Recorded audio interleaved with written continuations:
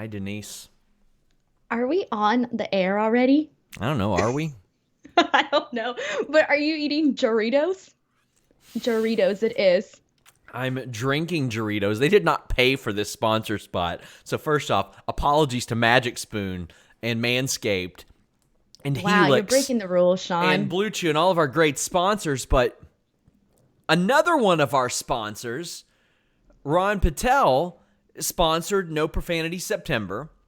And as you know, we ordered like $1,200 worth of supplies for families in need, for shelters in need, a lot of good stuff. Big shout out to Ron Patel. But he said, as I was ordering that stuff, through your Amazon link, by the way, got you a little I kickback saw. there. Oh, I saw. I He, went on my analytics page. yeah, he said, hey, go ahead and order yourself some Doritos too. And I think I messaged you and I said, what's the best flavor? And you said fruit punch. No, wait. No, correction. I gave you different options. I told you tamarindo. I told you mandarin. I told you lime, but I told you that I get fruit punch. I, But those are not, but fruit punch is not necessarily like the best flavor. it's good. It's You like good. it for reals? Yes, I do. And there's probably a handful of sodas that I actually like that are regular sodas. Like I drink Pepsi, and that's probably it if it's got actual honest to God calories in it. This stuff's pretty good. Maybe we can get a sponsor. What's up, you guys? Sean Ross Sapp. It's October 19th. We're here to talk the Raw season premiere on Fightful.com. I'll go ahead and get this plug out of the way. I interviewed Sami Callihan. It's up on Fightful. I've got a new enhancement stories dropping this weekend. Big swole. Here's what I do. Sometimes if I interview somebody that I know is going to be a surefire star, I'll be like, hey, tell me about your experience doing an enhancement match, or sometimes with veterans. I'm doing pretty good so far, Denise. I predicted Britt Baker and Big Swole. I got them like 2 years ago. I put it in the can, and now I released it. So, Finally. yeah. So I like to do that because it can be a little hard to get AEW or WWE interviews here and there. But a programming announcement: in 2 weeks, I will be rejoining the Wednesday Night War podcast. I wanted to announce that off the top. I stepped away in June. I had some personal and some health issues. But Warren Hayes will be moving on. I want to thank him so much for all that he's done for Fightful. He and I have had great chemistry on shows from SmackDown to Wednesday Night War to retro reviews. I want to thank him so much. Keep following him and what he does at youtube.com/Mr. Warren Hayes. The show will start at 10:30 p.m. Eastern. Denise, covering these shows in a different manner, I've realized that, like, you know what? I don't know if people can actually get both AEW and NXT watched by 10:10, so I'm pushing it back a little bit. I'm going to start them at 10:30. 10:30, what time zone? Eastern time? Yes. Come on. What am Oh, I going to sorry. do? Wait I until don't know. 1:30? I Although, don't know time zones. I was trying to do the math and I, try we're going head to head against each other I because I d- go on an hour after. So are we going head to head? probably like for Is that 15 minutes, probably for like very, very little, because our show is only going to all right? last about an hour. Well, It's we not do going to. Wednesday night wars too There you between go. you and I here Now, too. I did interview GCW's Brett Lauderdale at like 10:30 your time the other night. I interviewed him from 1:30 to 2:30 in the morning. It was nuts. But yeah, I will Wow. be hosting the Wednesday Night War podcast. It will be a little bit of a different format, so make sure you guys tune in. Make sure you guys go bid Warren adieu as well. Give him some respect as he leaves. But leave a thumbs up, subscribe, donate a super chat, get your question or statement read on the air. Should I even plug Fightful Select? Not right now, because there's plenty of Fightful Select stuff that we can talk about on tonight's show, Denise, because I was just breaking stories all over the place. Yeah, I get the email straight to my email There and you go. I Yeah. see a bunch of them. That's how It's so email easy. I just works. click. That's how Yeah. email works. You get them straight to your email. Denise, season premiere of Raw. As things stand, how did you feel about this show? I thought that there was a lot of unfortunate decisions that were made throughout the show. When the best thing on the show was El Gran Gordo, that's not saying a lot. Yeah. Oh man, I'm gonna reserve some of me going off because I think there were some things that a few people expected me to go off about. And you know what? People keep saying, give him the benefit of the doubt. Give him the benefit of the doubt. All right. I'm going to give him the benefit of the doubt. I'm going to give the company that called Lars Sullivan the Freak 22 times in one television segment, I'm going to give them the benefit of the doubt. Is this because you're on the AEW payroll, Sean? Yeah, it must be. You pay attention to the trolls. Is this why? See, here's the thing. Denise, you're becoming one of my biggest trolls on social media. I know. I don't even know how it happened. I like to bully people. That's terrible. You do like to bully people. But how about this? I don't know when my Halloween costume is going to be finalized. So I'm trying to think in my head, when can I be on the air with Denise to reveal this? When can I make it happen? Because Denise, you're going to pull a Sid at WrestleMania 13. Do you know what that means? Explain. You're going to shit your pants, Denise. I hate you. You're gonna Colonel Robert Parker at Fall Brawl 94 yourself. You're gonna CM Punk on SmackDown yourself. That's what you're gonna do. Look. You know what? My costume's gonna be good too, but I came in here good-hearted. I was gonna go about this like a gentlewoman, but no, you're going about this in a mean way. Oh, you're gonna shit your pants. Hashtag Denise is gonna shit her pants. I want you guys to send that to her, whether it be on the Sports Keeda post show, the Wrestle Talk post show, on Instinct Culture. Go to the Figure 4 online forums. Hashtag Denise is gonna shit her pants. It's gonna happen. You know what, Sean Ross Sapp? I am a lady, and ladies do not shit their pants. What? Yeah. Oh, you're gonna. It's gonna happen. Hot diggity dog. We got some super chats to get into. I'm going to no-show the show. I get a feeling some of these super chats are going to say hashtag Denise is going to shit her pants. And I've scaled back the cursing. Evan Wright even says, poopsie daisy. That's right. Evan Wright also says, this show was abysmal. That's the word. Yeah, there were some things I liked about it. Injection 2K says, Sean, I have a question. Do you think it's nasty to put mac and cheese and dressing together in a bowl and eat it? Dressing? What do you mean, like mayo or Miracle Whip? Yeah, that's, gross. Oh, I wouldn't do that. I'm about to throw up. Throwback 27 says, have a kick-ass show, guys. Extremely bad evening. Much love for this community and friends. Thank you, Sean, Rob, Wild Boy, and everyone else. Hey, we're thinking of you, buddy. Hope you feel better soon. I know that you got a lot going on. So send your love to Throwback, guys. He is one of our good friends here at Fightful. But the opening, we got a new Raw theme. It's The Search by NF, which is the same thing they used for Bianca's promo last week. I like it a lot better than the Skillet song. And I like some of Skillet's music, but I think this fits a little bit better. I like it, but I feel like it always takes me a while to get used to it. So I'm not used to it, but I don't hate it whatsoever. I actually like the new theme, but I haven't necessarily gotten with it just yet.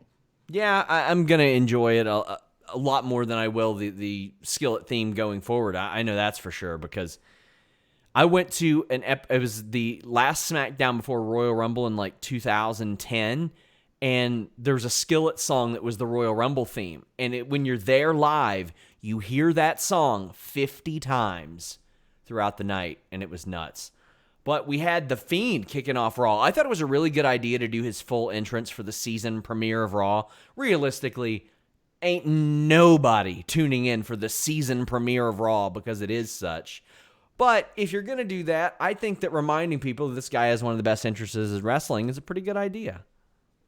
I liked the opening. I especially liked that Alexa Bliss sort of kicked off the show. I after that, the entrance and Alexa Bliss was about everything that I liked up until that point, and then I think things sort of went downhill.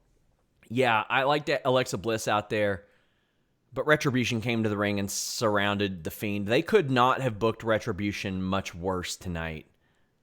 Retribution looked awful today, and I don't know if it's that was always the intention, or maybe it was because of the fan backlash and how people have been, what they've been saying about Retribution on social media and whatnot, or if this was always the plan for Retribution, because it feels like so much effort was put into them and making them a big deal or whatever, to now, I mean, we went weeks and weeks where they were, a mystery. Then we get them, then we find out who's in Retribution, and now, like, this was embarrassing. Tonight was a really embarrassing night for Retribution. Yeah, I know it wasn't the plan all along because they didn't have a plan all along. They never had a plan all along.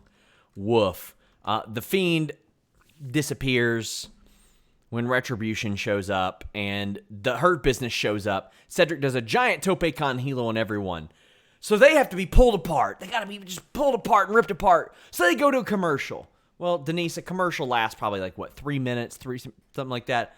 Then we come back and there's an oddly timed Matt Riddle vignette, which is the same audio we've heard from his original vignettes, just with updated video. And then we come back, and you got members of Retribution and Hurt Business on the other sides of the ring waiting to get at each other. And I'm like, have they been waiting there for 4 minutes? They had to wait through that silly-ass Matt Riddle vignette. Oh, Slapjack Probably gets... even more than 4 minutes there. Oh, it's so bad. It's so bad. But, for a second, though, when they were all, circling around The Fiend and Alexa Bliss, for a second, I thought that maybe we were wrong about Mustafa Ali and that it was actually going to be something with The Fiend taking over Retribution. They teased it for a second, and I was like, oh, is this what they're going with this? And everybody on my timeline, because I started watching Raw late today, everybody on my timeline was telling me, stop watching, it's awful. So I had no idea what was going to happen at this point. But I did think for a second that The Fiend was going to be the real leader of Retribution. I did too. I thought for a split second that's the way it was going to go, but they didn't do that. Instead, we get the Hurt Business tapping out T-Bar to a full Nelson. The Fiend's music plays during some of this. I have no notes. Ali and Slapjack worked the majority of it because they're the smaller guys. They're getting the heat. There's not a lot to talk about within the context of the match because there were 2 commercials in this segment, but T-Bar taps out to the full Nelson. Oh, having the biggest guy on the team tapping out. Their first match that had a definitive ending, Denise. This is bad. It was bad. Really, really bad.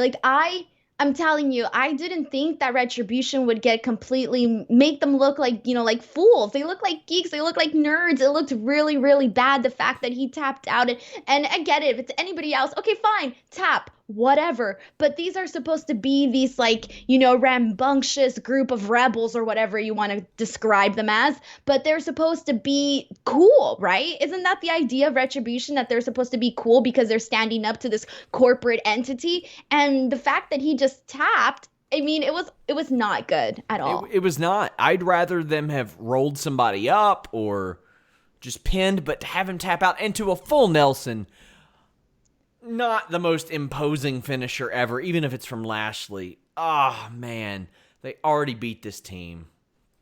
And it's not even Hurt Business really needed a clean win over them. They didn't. They didn't need it. This was very disappointing. For tonight, I was rooting for Retribution. At least I wasn't rooting for them, but I was expecting more for them.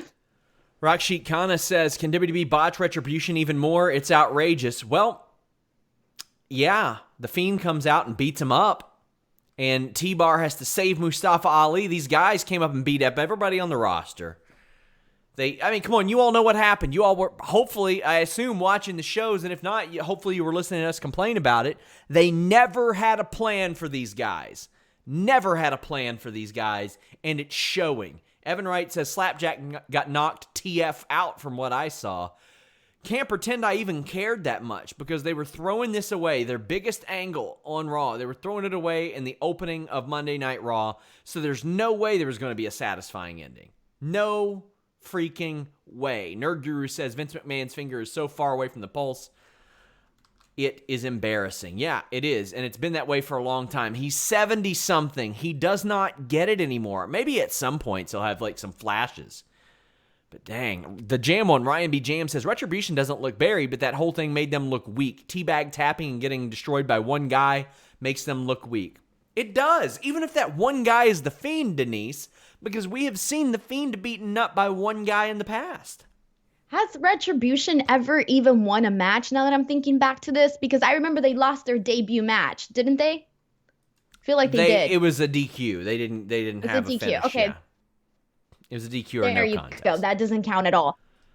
So it's like it's not what I was expecting from these guys at all, especially because again, it just does not fall in line with their character work. And that's the thing, is that if you're doing different characters, different things with people, then you gotta have different, different endings for their matches. It doesn't work. And that was like one of what's going on with Retribution. I feel is almost similar to what's happening with Keith Lee, but in different ways that at the same time fall in line with each other. Rob Wilkins says, got scared for a second. Thought you were going to say Wilkins instead of Parker. Denise, congrats on your new gigs. Val Venus would approve 6 out of 10 Raw. Yeah, congrats to Denise. She'll be doing some work with Collider and Pro Wrestling Sheet. You're a little bit of everywhere. How does it feel knowing that out of all these jobs you pick up, I'm still the best boss that you have? That was not the question I was expecting from you. Wait, you're my best boss, but yet you bully me on social media. You harass me. You attack Taylor and my fandom. And what else do? You do a bunch of other stuff that I can't think of right now. Come on. Riccacino lives an hour from me. Your boy. You made fun of when I said sitcom, when it was sitcom. Had you not said anything, no one would have noticed. Listen. I paved the way for Fightful personalities to appear overseas on Wrestle Talk. I did that. I helped pave the way. Riccacino lives like an hour from me, and he said, you know what? I love that Sean Ross Sapp so much. I got to get his Monday co-host. Let's call her up. And of course, the great Dave Meltzer respects me so much. He looked up to me as a child when he was growing up. He said, one day I want to grow up to get scoops like Sean Ross Sapp. And you know what? I want a great woman like Denise Salcedo also on my website. That is a direct quote, I'm pretty sure. I think that's the case. I'm pretty sure that's the way it happened. And let me guess, you also inspired Taylor Swift to write all of her 8 albums. Bob Harris says, SRS costume, Taylor Swift? How about no? We won't go with that one. Jose Flores says, SRS, take Andy Dalton back. I'd gladly take Andy Dalton as my backup quarterback. I do not care how they're doing with the Cowboys. He has not he's not the starter. So you're not going to, it's going to take some adjustment there, but I'd love to have him back in Cincinnati. He's a great guy. Tim Traver says, hope everyone enjoys the audio pod I did. Yeah, Tim did a show with Throwback. Make sure you check out his podcast feed to check that out. Wild Boy says dressing is another name for stuffing. Maybe he meant Thanksgiving with his mac and cheese. Okay, that's a little bit more forgivable, I guess. I do like stuffing. And Injection 2K says, sorry for my poor explanation of my last post. If you stop making sense of WWE and sit back and watch, it'll be a little more enjoyable. Don't say that to me. Do not say that to me. Ignorance is bliss, Sean. No, that is ridiculous. And I hate it when people say that. I hate it when people say, just sit back and enjoy it. It ain't my job to sit back and enjoy it. If you guys want to sit back and enjoy it, have at it. I fully encourage everybody to enjoy things to the most of their ability. To make it enjoyable to me, it needs to make sense. And they did that with Ali a little bit later on. It was pushed in creative, and it came through. FightfulSelect.com reported this morning that Mustafa Ali would reveal himself as the SmackDown hacker. This was a way to get them on TV. It was less effective after they got beat and then beat up by one guy. But Denise, I am so happy that they at least mentioned it, that they at least said, hey, we got this gimmick. We need to wrap it up. Let's go ahead and mention it. What did you think? Yeah, I honestly thought we were just not going to hear about it at all. But that Mustafa promo was fantastic. And had they only maybe even just done that before this whole Retribution burial, it would have made, I don't know if it would have made a difference. Maybe I'm wrong there. But maybe it wouldn't have been, the promo would not have been received as like, all right, yeah, you're saying all this great stuff, but look at what just happened to you earlier on the show. Yeah, I was so happy they did this. This stuff was just, it's so easy to do. It's like, okay, you never have to mention it again, but you tied it up.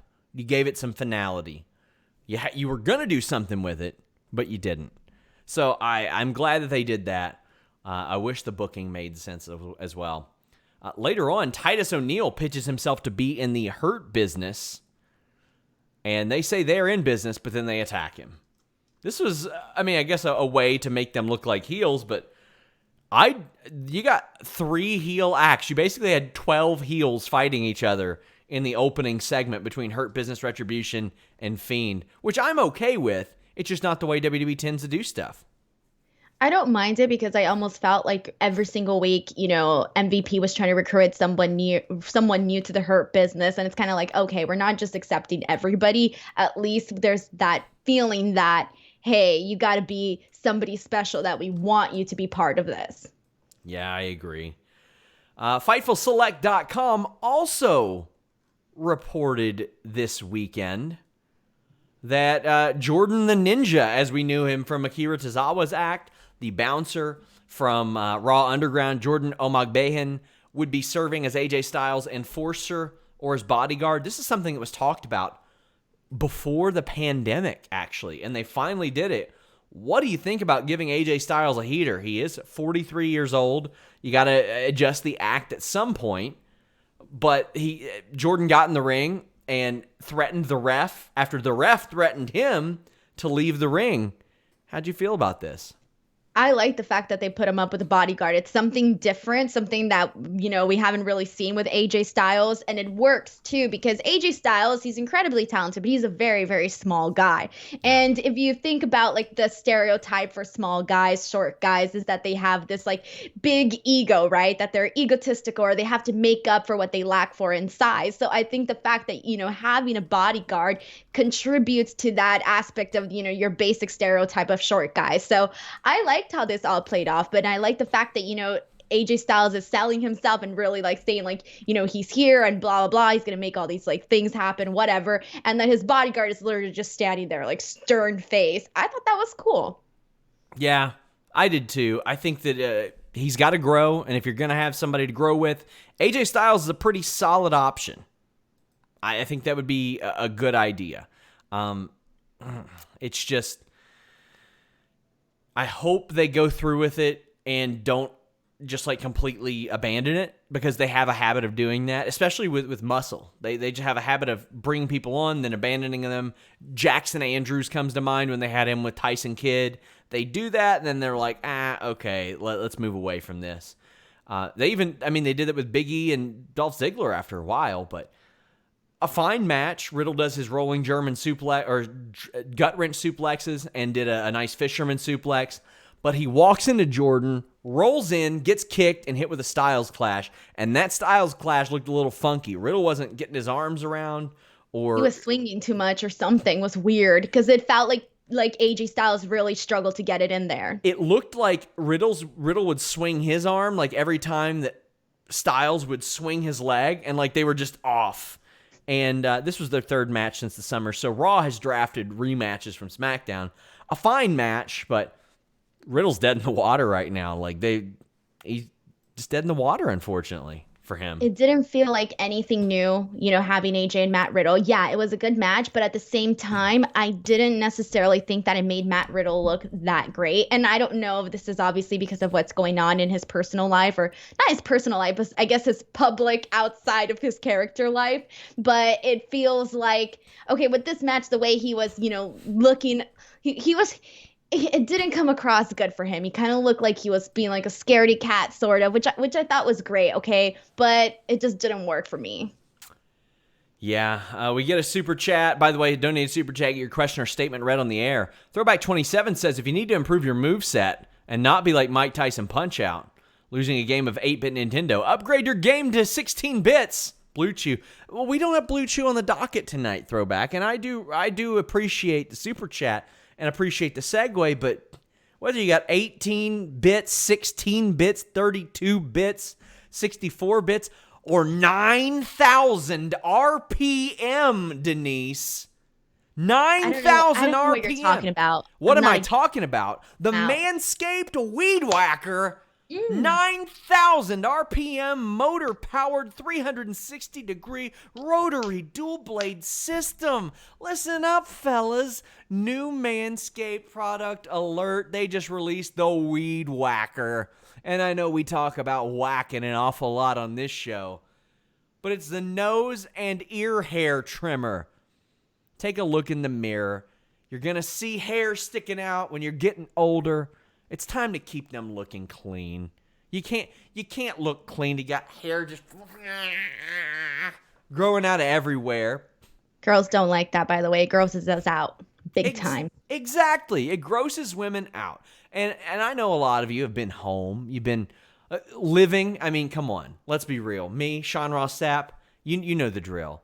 During the pandemic, during the winter, nothing but pure 100% sweat pant touches this skin. And if that's happening with you guys, you're probably not caring for yourself, but I am. Manscaped is forever changing the grooming game with their Weed Whacker. It provides proprietary skin-safe technology. It helps prevent nicks, snags, tugs in the delicate holes. So it's not just your sack and your bag that's getting that care. It's all them holes, Denise. Its intelligently contoured design enhances the trimming experience, and it is waterproof, which makes for easy operation and cleaning. And you know it's important. When you're dealing with your holes, you need operation to be easy. You need the cleaning to be easy. You ever pulled a nose hair out with like tweezers or something? It hurts. Maybe worse than nicking your ball sack. Doubt it, but maybe. So use the Weed Whacker. 79% of partners polled admitted that long nose hair is a major turnoff. So upgrade your routine with the Weed Whacker. Get up 20% off and free shipping. I just saw that here on the read. Free shipping? No, I just want to tell you guys. The read isn't much of a read as much as it's me just saying things. But use that code FIGHTFUL at manscaped.com. Keep your pubes trimmed. Keep your holes clean, if you know what I mean. Manscaped.com, code FIGHTFUL, 20% off plus free shipping. Go whack your weeds. Stop waiting. Stop waiting. You know I'll tell you guys to whack at any opportunity that you can get. Denise? I have a comment. Do you? First of all, I forgot that guys had holes, and you really put some ugly images in my head. Of course. Secondly, did you see Jeff Cobb's tweet? He said, "Hey, who here has tried products from @Manscaped? Only heard great results. Need some feedback." Well, there you go. There you go. He's going to have beautiful, clean holes soon. I mean, we already know the man smells wonderful. Probably like pineapples. That's what. Do you remember that when Elgin was like, "Oh, he stinks," and people were like, "No, he doesn't. He smells wonderful." Jeff Cobb takes care of himself. I bet you guys probably need to as well.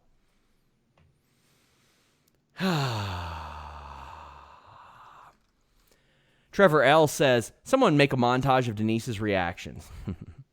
Terry Allen Jr. says, AJ or Daniel could have been victors at Money in the Bank. I mean, anybody could have been, sure. But yeah, anybody but Otis would have been good. Eloquent says, how did you like the G1, that Ospreay heel turn? That was the highlight for me. The Ospreay heel turn, the Ibushi win. I was digging it. Denise, I know you watched a lot of it. Yeah, and I'm actually I have to watch the last 2 nights still because I've been like watching everything. So I'm watching the 2 nights tomorrow. So I already know the result, but I'm obviously still going to watch the matches. Reminder, guys, donate a super chat, get your question or statement read on the air.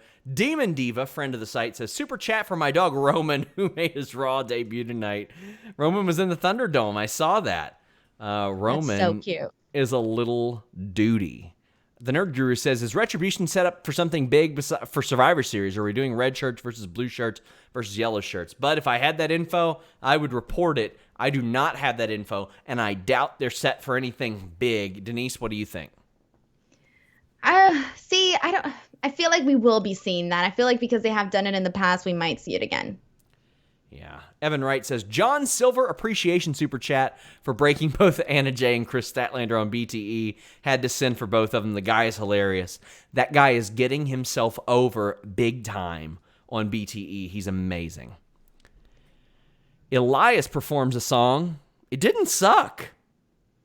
Lead Me Home. It's not my style of music, but yeah, it didn't suck, I guess. It was better than anything Taylor's put out. He has set the template for successful transition from Southern music to pop music, Denise. Please. I'm not even going to indulge that. I gotta say that one of my favorite parts about this is Jeff Hardy popping up like, I didn't hit you with a car. Here's me swinging a guitar at your head. I didn't hit you with a car, so I'm going to hit you with the guitar because it's just, what I do when I want to apologize to people. Yeah, they're wrestling at Hell in a Cell. I thought the concert was pretty good, and this set up their match. Sure, they're going to face each other 6 times. I saw people on Twitter complaining that they didn't like the way Elias did the performance. I mean, I think they were expecting him to put a little bit of more oomph into it, but I thought it was fine. I grew up in the day of Jeff Jarrett concerts. I ain't complaining about Elias. Come on. Firefly Funhouse. There's some Wu-Tang lyrics on Raw, but it's all right. Alexa Bliss joins him, but sure, she looks like really cool doing this. She's really good at this. What do you think about it? Oh yeah, straight from since this all started, they feed off of each other very well. I've said this before and I'll say it again, this would not have worked with anybody else other than Alexa Bliss. Yeah, I agree. I think that she's really coming into her own in doing this, and I dig it. I think that she's doing this to the best of her ability. It is not easy to do a storyline like this in 2020 when people, they love horror movies, but come on, we know that a lot of this stuff isn't realistic, and it's hard for some people to suspend their disbelief. So I think they're doing a great job, or she is especially. Oblivious Carrie says Bray's going to need some of that stuff you advertise. I don't think he does. He's got 2 kids. He's doing all right. The Jam on Ryan B. Jam says this show was terrible. Only bright spot was the Elias concert and the match between Riddle and AJ, although I did laugh when Otis came out. Otis was not on this show, Ryan, so I don't know what you're talking about. Cyclops is better than Wolverine says, I think it's time to put the belt on Bliss. I think Alexa is the one that eventually beats Asuka right now. Even though Lana should have tonight. Let's talk about it. You think Lana should have tonight? Well, yeah, she's the best. She's number 1. Lana number 1. Yeah, well, Asuka almost immediately grabbed an Asuka lock. Lana got to the ropes, but there was a wonky little kick trade spot where I think it was well-intended, and Lana ended up hitting some good ones, but then Asuka lock submission. This is harmless for me. I don't mind it. Lana won a battle royal that anybody can win and got her title shot. I had some people saying oh, Sean, aren't you upset when people like Zelina win one match and get a title shot? Well, no, not when it's a battle royal for a title shot. That gives you a reason to bypass the fact that somebody hasn't really won a bunch. So I thought this was fine.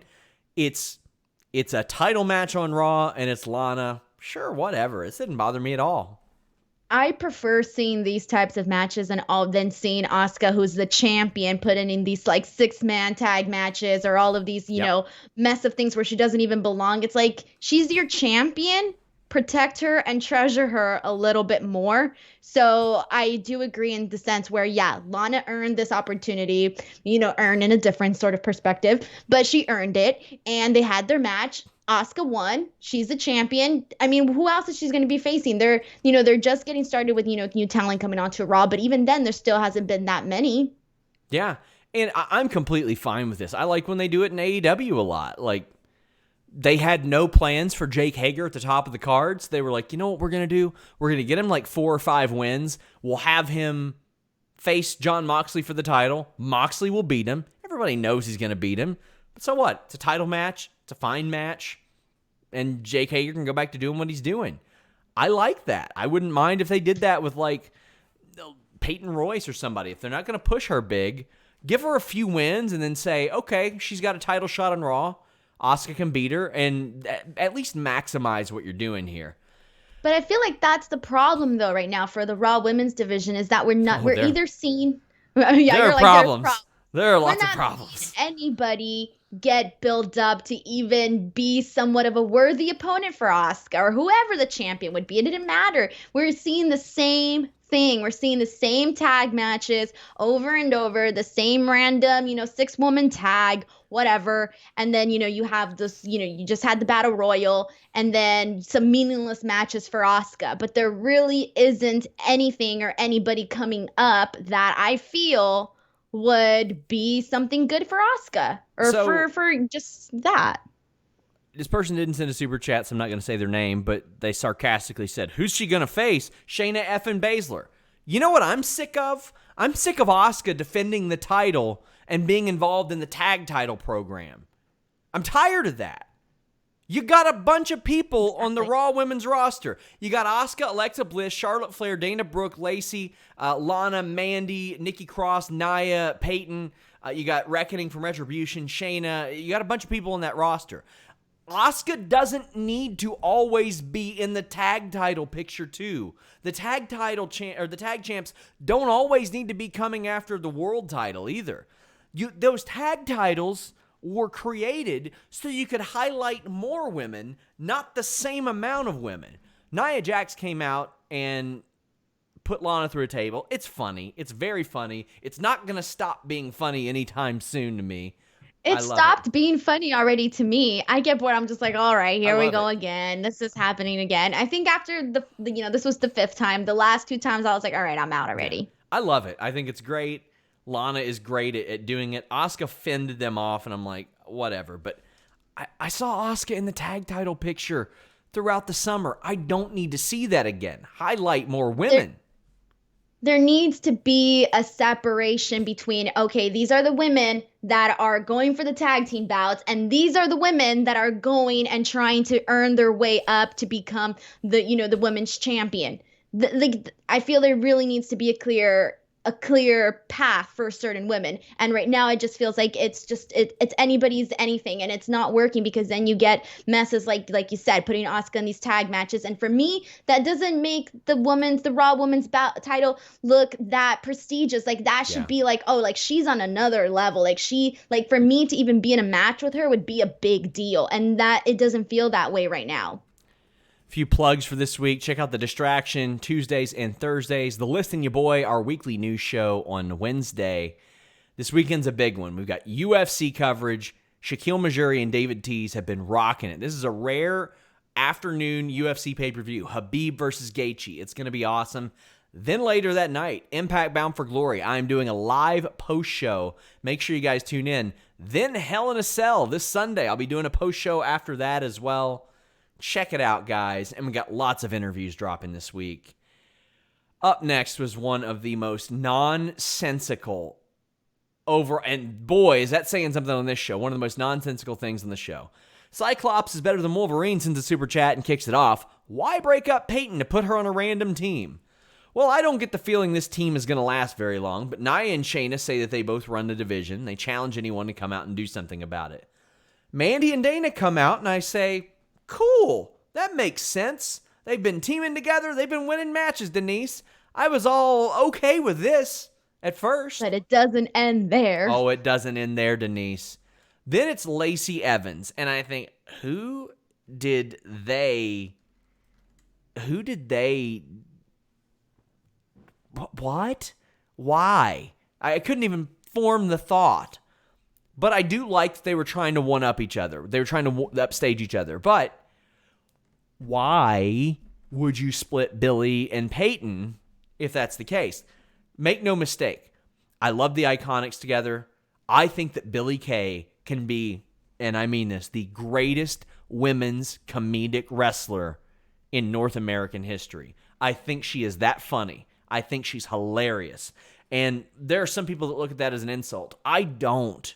I do not. Toriano. Because it would be different. Yeah. There's like no difference in a lot of the people that we've seen right now on television. Santino Marella had a great career. Toriano has had a great career. Eric Young as a comedic wrestler had a great career, and now he's doing great stuff. And notice how you named all men. Yes, there have not been a lot of women that do that. Jillian Hall, that wasn't good.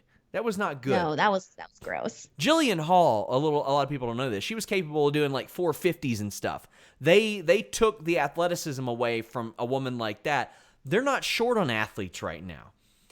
And then I'm not going to scream. I'm not going to go off. They brought the Riot Squad out, and I love the Riot Squad. I think they could be this generation's jumping bomb angels. I think they're that good.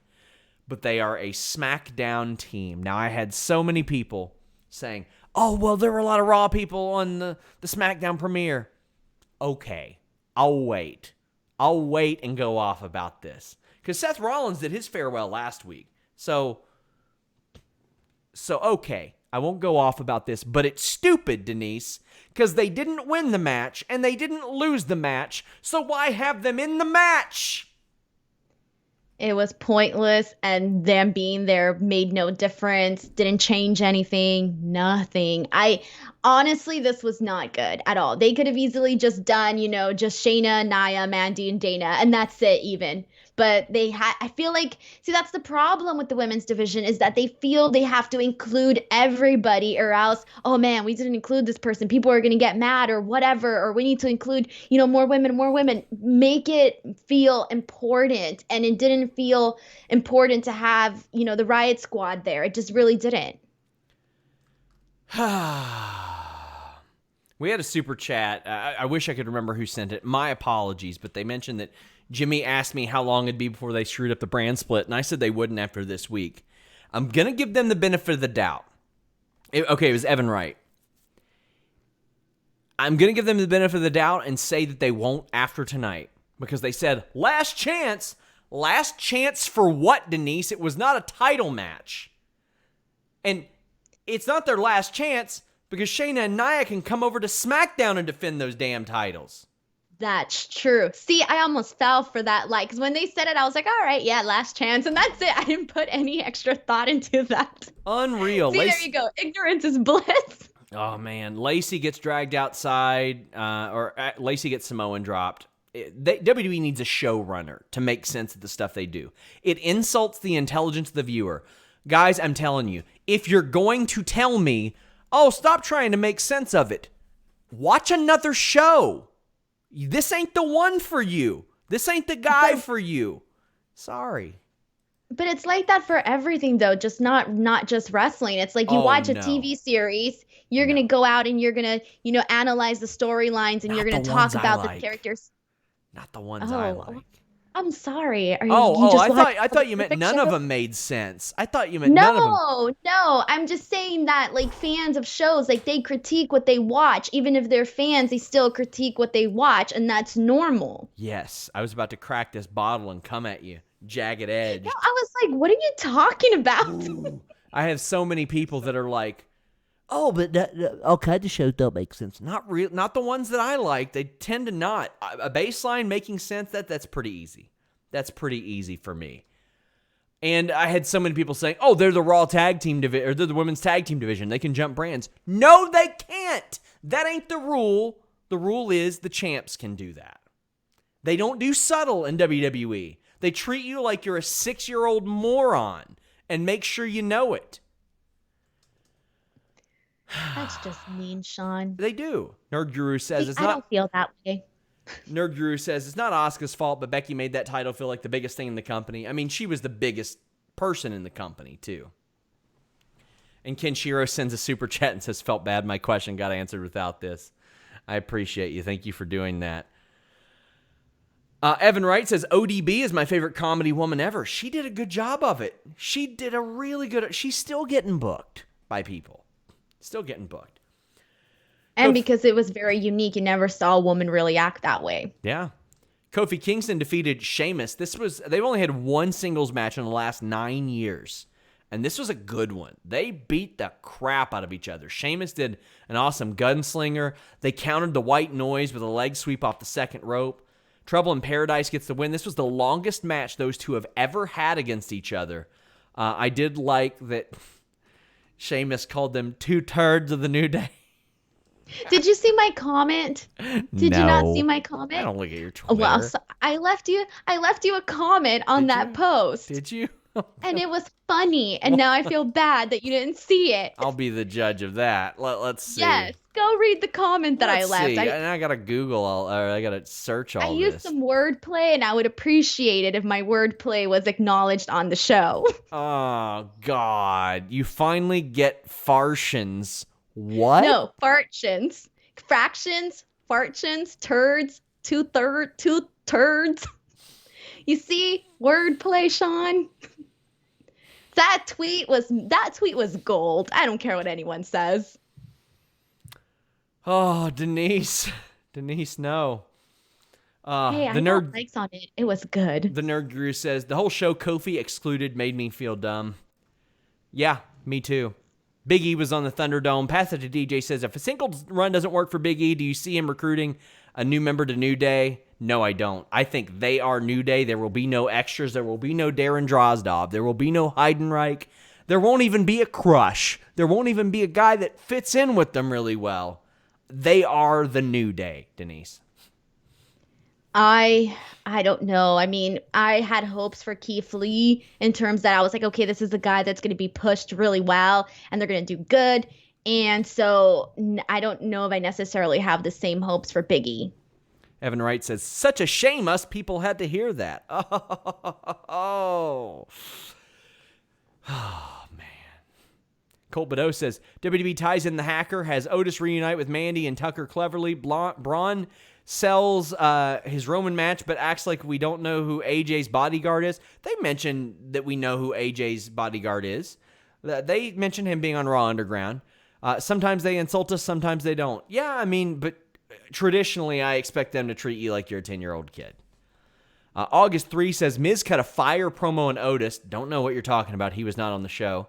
It makes me wish he'd do more serious stuff to see one more championship run out of him as a veteran fixing his mistakes. Buddy, I get what you mean, and I think Miz has one more run in him for sure. I think he's got a lot more than that because he's just 40. He's wrestling at least until 45, Denise. I get what you're saying, but I wouldn't want to see it. There's so many new talents. There's a million other people that I would put above the Miz, and that's not taking anything away from the Miz. It's just being realistic that there's a lot of new impressive talent that can really. I've seen what the Miz can do, and it's great, but I think that we're ready for something new, and I think the fans would be ready for something new. So sort of circling back would probably not work for me. I think he is one really serious promo away from being an upper mid-carder at any given time because he's done that a lot, and tonight was a really good one. By the way, guys, throw that thumbs up, tap that subscription, tap the notification bell as well. Let's see if I pronounce this correctly. Maquinaria Pesada. Did I say that right? I don't even know what you're trying to say. Maquinaria Pesada. Heavy machinery in Spanish, Denise. Say it. Maquinaria pesada. Maquinaria Pesada. Did I do it right? Pesada. I did it great. They defeated Miz and Morrison. So Tucker confronts Miz and Morrison, says he's getting a tag team partner tonight. So, here's the thing. Earlier, everybody said, "Oh, it's their last opportunity on Raw with Riot Squad." Otis was never on Raw to have a last chance, and El Gran Gordo, I guess, is not on SmackDown, so that's how they brought him. I'm just correcting your Spanish now. Don't mind me. Doesn't that mean the big fat in Spanish? But that's not how it works. Did you see my quote retweet? No. You're missing out on all my gems, Sean. I don't appreciate this Twitter injustice. I run a live blog on FightfulSelect.com. Over 1,000. I churn out over 1,000 words on every single Raw, Denise. Okay. Well, I'm just trying to tell you that that's not how it works. It's proper the way they said it. El Gran Gordo. But doesn't it mean the big fat in Spanish? Yeah, because you're just translating like the word singly, but just because they're in that order doesn't necessarily like mean that way. So it's like it's more like I don't know how to explain it. It's just like it's proper. It doesn't mean like the like what you said though. Whatever. They had a match because that explanation. People who speak Spanish will understand what I'm trying to say. Yeah, I'm trying to too.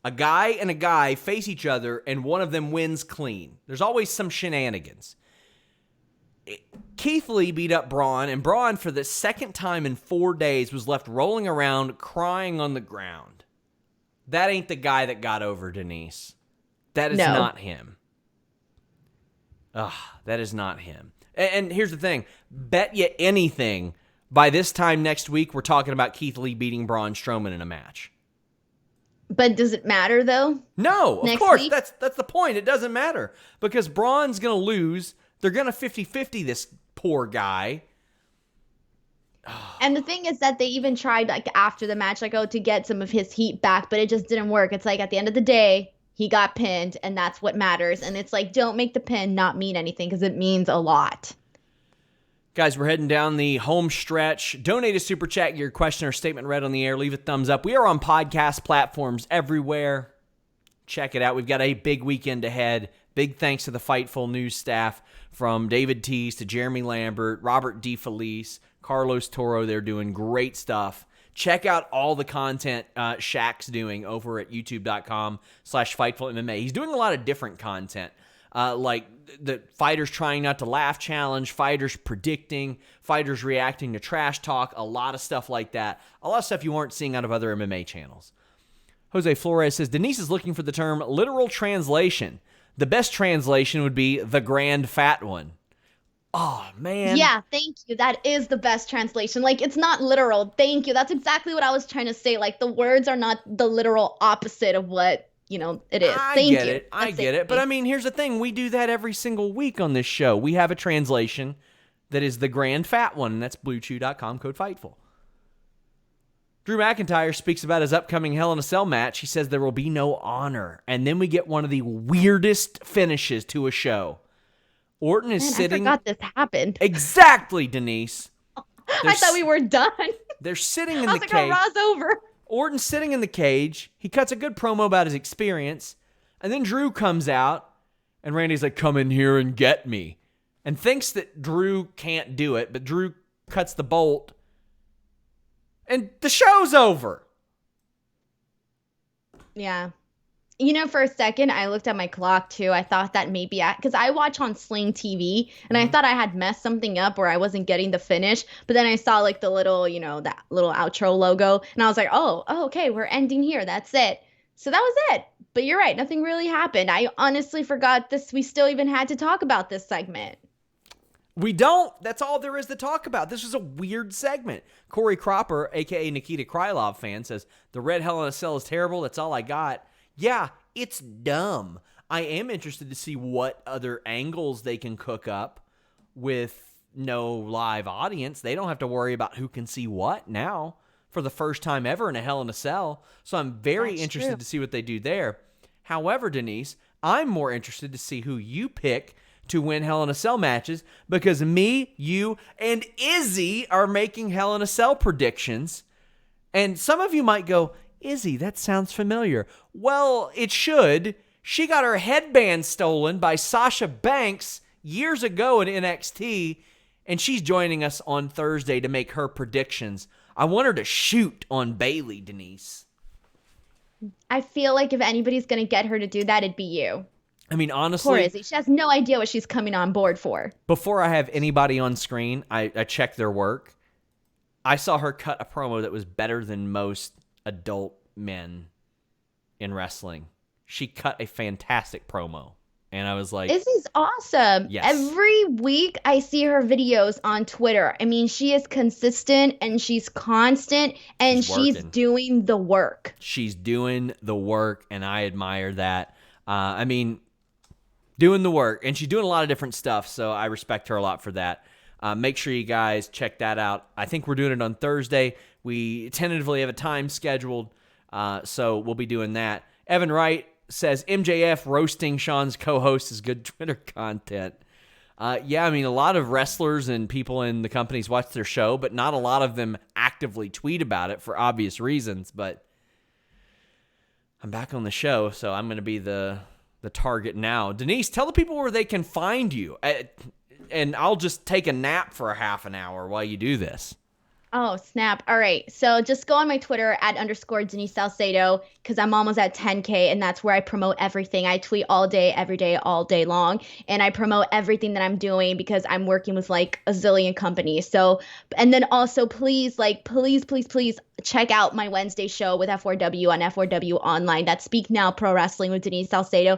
And that is like my baby. And I'm trying to like really make it like grow. And I'm going head to head against SRS. So come root for me.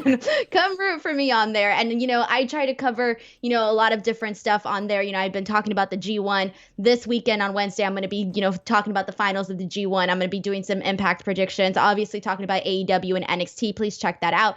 And today I announced that I'm going to be working with Collider and Pro Wrestling Sheet, which Sean just told you about. Plus, I still do Wrestle Talk with Luke, and I still do the Sports Kita show with Rick Ucchino. So just please go on Twitter and Instagram at _ Denise Salcedo, and then youtube.com/Denise Salcedo. Subscribe, and yeah, I'm like everywhere. We've got so many videos coming this week. Denise, we are so proud of you for all that you're doing. You are doing awesome. You are, I said this to you off the air, you are legitimately paving the way for a lot of people. There are going to be a lot of young women who look at Denise Salcedo and they're like, you know what? I can do all this and this and this and this and this because Denise Salcedo is doing it. It is a very male-dominated industry, and it is going to be harder for you, but you are making it easier for a lot of other people. So you should be very proud of yourself. Thank you. I'll cry. Roxas Vanitas1 sends us away and says, Keith Lee and Retribution pinned in the same night. Guys, that's it. Check out my show Mondays on Inside the Ropes with Kenny McIntosh as well. Almost forgot. Check that out every single week on Inside the Ropes. Until next time, we're out.